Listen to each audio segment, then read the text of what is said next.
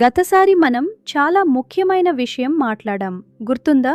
మన నిజమైన స్వభావాన్ని అర్థం చేసుకుంటే మనసుకి శాంతి వస్తుందని కృష్ణుడు చెప్పాడు. అవునమ్మా, భయాన్ని కోరికలని అదుపులో పెట్టుకుంటే మనసు ప్రశాంతంగా ఉంటుందని చెప్పాడు కదా. అమ్మా, అప్పుడు కృష్ణుడు అర్జునుడికి మరింత ఏం చెప్పాడు? ఇప్పుడు మనం 6వ అధ్యాయంలోకి వెళ్తున్నాం. ఇక్కడ కృష్ణుడు చాలా గొప్ప విషయం చెప్తాడు. నిజమైన సన్యాసమంటే ఏమిటో, నిజమైన యోగమంటే ఏమిటో. నాన్న, యోగం అంటే ఎక్సర్సైజ్ కాదా? చాలా మంచి ప్రశ్న ఆరవ్. యోగం అంటే శరీరానికి చేసే వ్యాయామం మాత్రమే కాదు, అది ఒక మార్గం. మనసుని, జీవితాన్ని సరిగ్గా నడిపించుకునే మార్గం. కృష్ణుడు ఆ మార్గం గురించే ఇప్పుడు చెప్తాడు. సరే, ఇప్పుడు మొదటి శ్లోకం వినండి. కృష్ణుడు మాట్లాడుతున్నాడు. శ్రీభగవానువాచ అనాశ్రితః కర్మఫలం కార్యం కర్మ కరోతి యః స సన్యాసీ చ యోగీ చ న నిరగ్నిర్న చాక్రియః. కృష్ణుడు చెప్తున్నాడు, తను చేసే పనికి ఫలితం తనకు వస్తుందా రాదా అని ఆలోచించకుండా చేయవలసిన పని చేసేవాడే నిజమైన సన్యాసి, నిజమైన యోగి. అగ్నిని వదిలిపెట్టినవాడు, పని అస్సలు చేయనివాడు వాళ్ళు కాదు. అమ్మా, సన్యాసి అంటే పని చేయటం మానేసినవాడు అని అనుకున్నాను, కానీ ఇక్కడ పని చెయ్యాలని చెప్తున్నాడా? అవునారవ్, అదే అసలు విషయం. సన్యాసం అంటే పని వదిలేయటం కాదు, ఫలితం మీద ఆశ వదిలేయటండం. ఫలితం మీద ఆశ వదిలేయటం అంటే ఏమిటి అమ్మా? మనం పని చేసినప్పుడు ఏదైనా జరగాలని అనిపించదా? మీరా అనిపిస్తుంది. కానీ కృష్ణుడు చెప్పేది ఏమిటంటే, పని బాగా చెయ్యి, కానీ ఫలితం నీ చేతిలో లేదని అర్థం చేసుకో. ఇది చాలా పెద్ద తేడా. నాన్న, నాకు అర్థం కాలేదు, ఒక ఉదాహరణ చెప్పు. సరే, నువ్వు పరీక్షకు చదివేటప్పుడు మార్కులు వస్తాయా రావా అని మాత్రమే ఆలోచిస్తే చదవడం మీద మనసు నిలబడదు. కానీ నాకు నేర్చుకోవాలని ఉంది అని చదివితే నేర్చుకోవడం మీద మనసు ఉంటుంది. అదే కర్మఫలం మీద ఆధారపడకుండా పనిచేయడం. ఓ, మార్కులు వస్తాయా అని కాదు, నేర్చుకున్నానా అని చూసుకోవడం. అవును, అదే నిజమైన సన్యాసం. ఫలితాన్ని వదిలేయటం అంటే పని వదిలేయటం కాదు, ఫలితం గురించి వేలాడ్డటం వదిలేయటం. ఇప్పుడు 2వ శ్లోకం వినండి, అది మరింత స్పష్టంగా చెప్తుంది. యం సన్యాసమితి ప్రాహుర్యోగం తం విద్ధి పాండవ నహ్య సన్యస్త సంకల్పో యోగీ భవతి కశ్చన. కృష్ణుడు అర్జునుడికి చెప్తున్నాడు, పాండవ, వాళ్ళు దేన్ని సన్యాసం అంటారో అదే యోగమని తెలుసుకో. కోరికలను వదులుకోనివాడు ఎవడూ నిజమైన యోగి కాలేడు. అమ్మా, సన్యాసం అంటే కోరికలు వదలడమా? అన్ని కోరికలు కాదు మీరా, ఫలితం గురించి నాకే రావాలి, నాకే జరగాలి అన్న పట్టు వదలడం. పని చేస్తాం, కాని ఇలాగే జరగాలి అని గట్టిగా పట్టుకోం. అంటే సన్యాసం, యోగం రెండూ ఒకటే అని కృష్ణుడు చెప్తున్నాడు. ఫలితం మీద పట్టు వదిలేయడమే నిజమైన యోగం. ఇదే ఈ 2 శ్లోకాల సారం. ఇప్పుడు 3వ శ్లోకం చూద్దాం. ఇందులో కృష్ణుడు యోగ మార్గంలో ఎలా ముందుకు వెళ్లాలో చెప్తున్నాడు. 6 రుక్షోర్మునేర్యోగం కర్మ కారణముచ్యతే యోగారూఢస్య తస్యైవ శమః కారణముచ్యతే. యోగంలో ఇప్పుడే మొదలుపెట్టేవాడికి పని చేయటమే ముందడుగు, కాని యోగంలో పైకి ఎక్కినవాడికి మనసు శాంతంగా ఉండటమే ముందడుగు అవుతుంది. అమ్మా, మొదట పని చేయాలి, తర్వాత శాంతి వస్తుందా? అవును ఆరవ్, ఒక పర్వతం ఎక్కడం లాంటిది.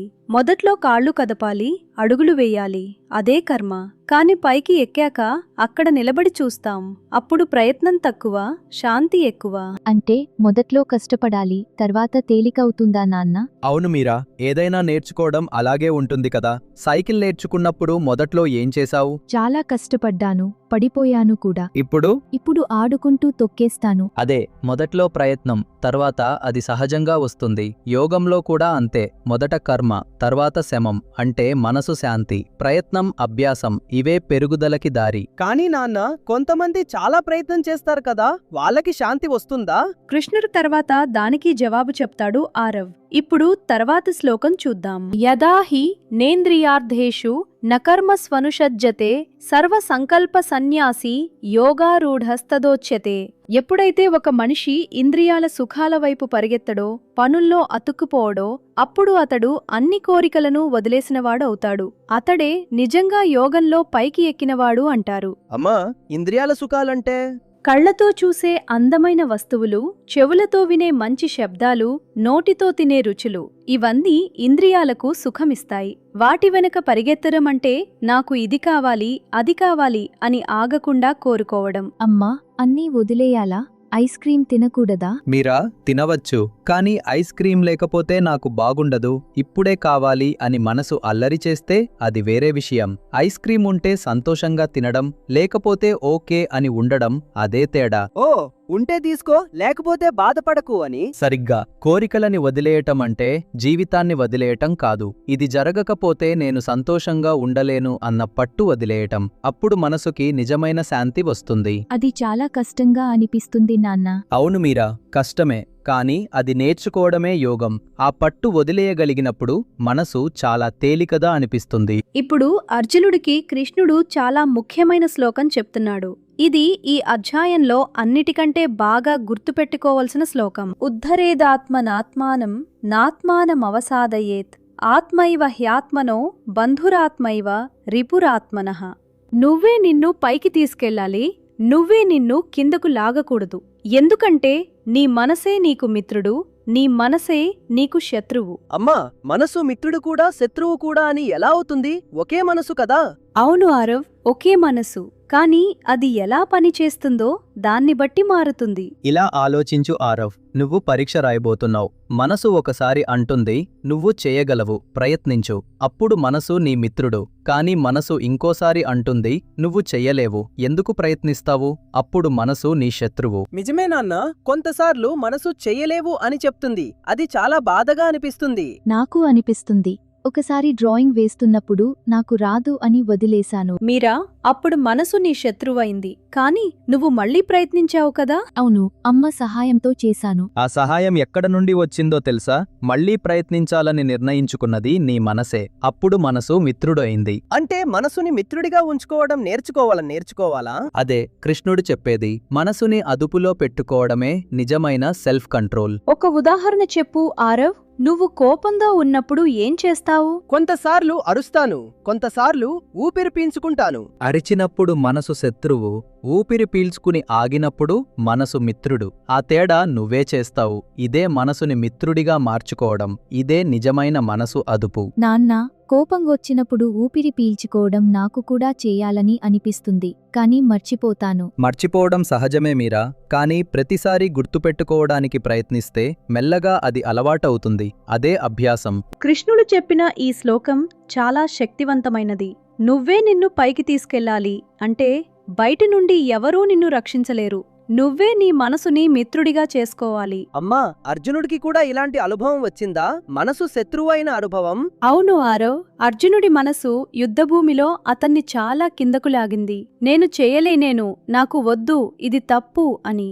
అదే అతని మనసు శత్రువైన క్షణం. అప్పుడు కృష్ణుడు వచ్చాడు కదా అమ్మా. వచ్చాడు, కాని కృష్ణుడు ఏం చేశాడో తెలుసా? అర్జునుడి మనసుని అతడే మిత్రుడిగా మార్చుకోవడానికి సహాయం చేశాడు. నీ మనసులో స్పష్టత తీసుకురా అని చెప్పాడు. అందుకే ఈ శ్లోకం చాలా ముఖ్యమైనది. ఉద్ధరేదాత్మనాత్మానం, నిన్ను నువ్వే పైకి తీసుకెళ్ళు. ఇది కృష్ణుడు అర్జునుడికి మాత్రమే చెప్పలేదు, మనందరికీ చెప్తున్నాడు. నాన్న, మనసుని అదుపులో పెట్టుకోవడం ఎలా నేర్చుకోవాలి? కృష్ణుడేమైనా చెప్పాడా? చెప్పాడు. ముందు మనసు ఏం చేస్తుందో గమనించడం. అది కోపంగా ఉందా, భయంగా ఉందా, నేను చెయ్యలేను అంటుందా? అది గమనించగలిగితే అప్పుడు మనం ఆగగలం. గమనించడం అంటే ఇప్పుడు నాకు కోపంగా అనిపిస్తుంది అని తెలుసుకోవడం. అది తెలిసిన తర్వాత ఇప్పుడు ఏం చెయ్యాలి అని నిర్ణయించుకోగలం. అది నిజమే నాన్న.